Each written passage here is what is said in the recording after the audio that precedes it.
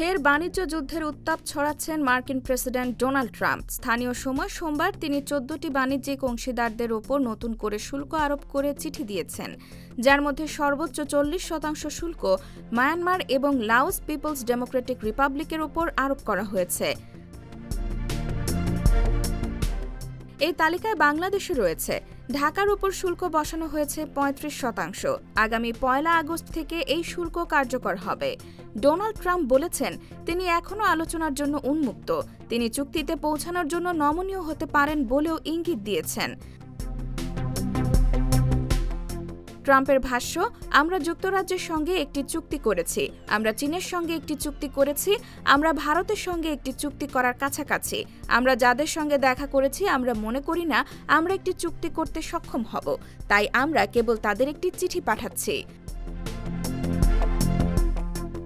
IBTV USA, new York.